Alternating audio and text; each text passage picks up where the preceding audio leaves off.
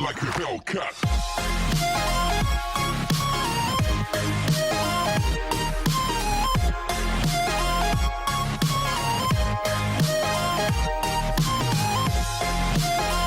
Welcome to Techie Track Educational Channel. Today we are going to discuss about Node.js with Express.js. So once we've done that, we will go through about that how we can call the Express.js services from the React.js. So before we get started that, so this video is the continuation of the MERN Stack playlist. Okay, so in my YouTube channel you can find the MERN Stack playlist. You can get the details about the React.js and how can we develop the simple application in the React.js also, because I shared the code in the code repository as well, so you can get it from the GitHub about to configure the React.js simple React.js application.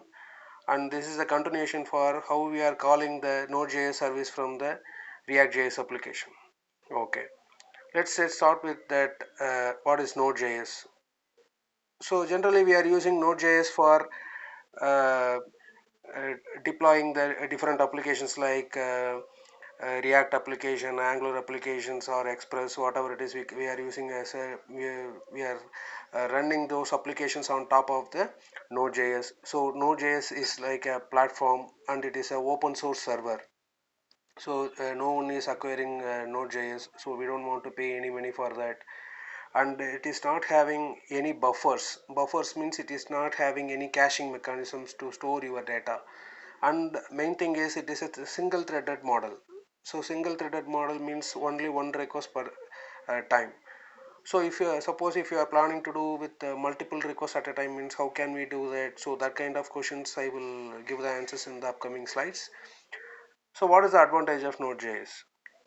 So Node.js is a we can create a server-side application using JavaScript in Node.js, and all the calls are asynchronous calls. Asynchronous calls means, so once you give the request, it will take some time to do the response, right?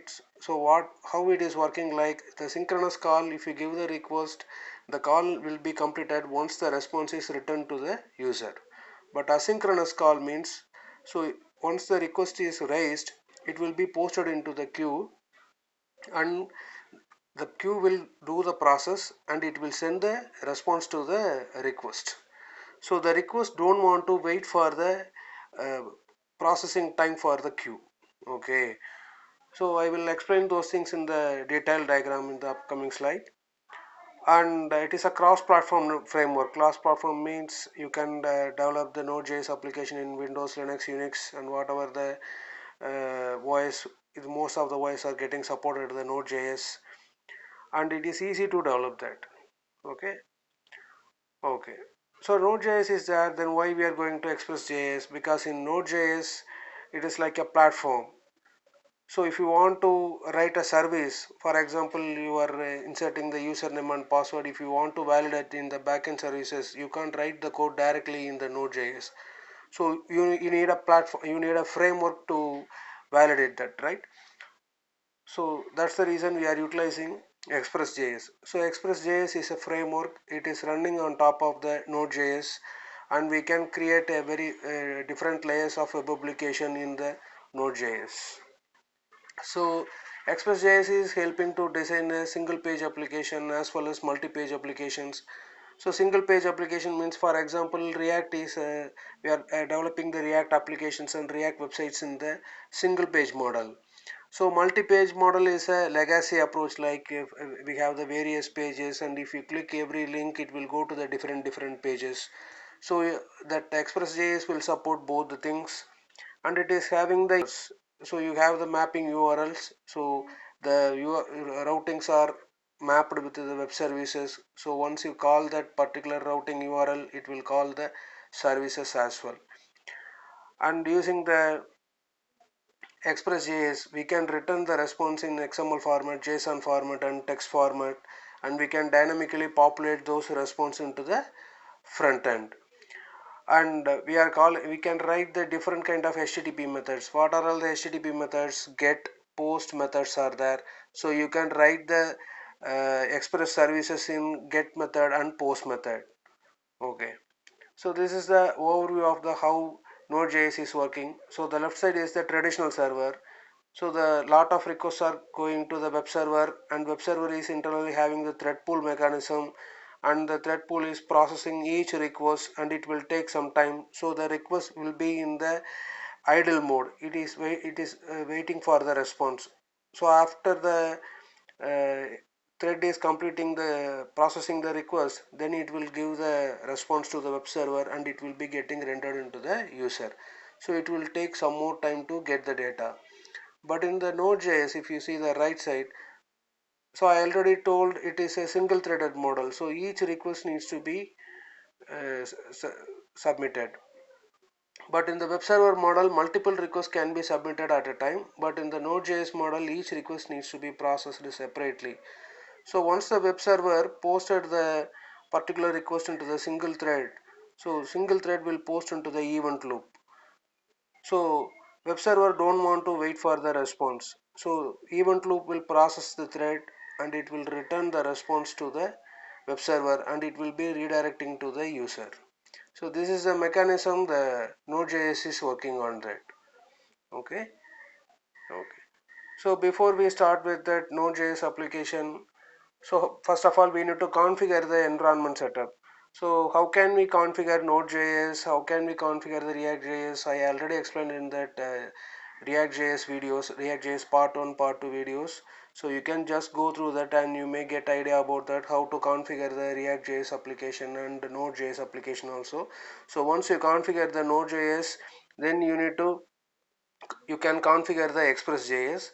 Here I am giving the command npx express generator space the application name. So I am going to write a simple application snacks bar, the same kind of application we already developed in the React.js. This is the continuation of this particular session. So I am creating a application called snacks bar. So that's the reason I gave that npx express generator space snacks bar. So the server side express application will be getting created. So by default it will show the package.json also. After that I am running the npm install to configure that, and I gave the npm start to run the express.js application.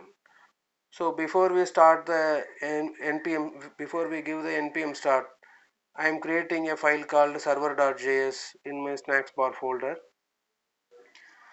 So what I'm going to do, that I'm going to write a simple express service. So that's the reason I'm giving the first line as constant express is equal to require express. So what it will do, it will import the express.js components, and I create the constant called app. So I'm initializing that express methods. After that I'm giving the ports. What is the port? Because Express.js is a server-side application, right? The server needs to be getting run in a particular port. Normally in WebLogic or JBoss server, we are configuring the server in the server environment. But in Node.js, we don't want to do the server configuration. But we need to configure the port for the particular application.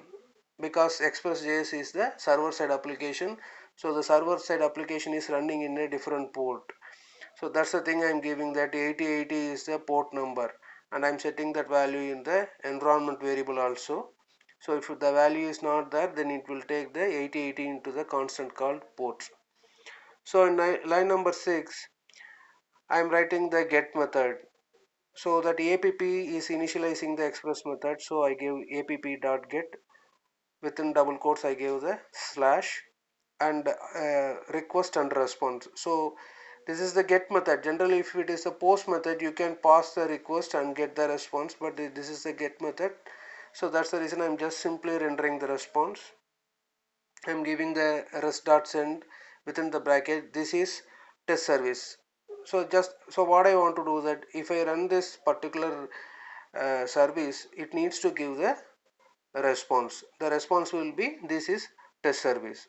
So I am writing another one service called get details. So in this service, what I am going to do, just I am rendering the item name and price. So here I am giving the constant called data. So within that constant, I just give it in the JSON format.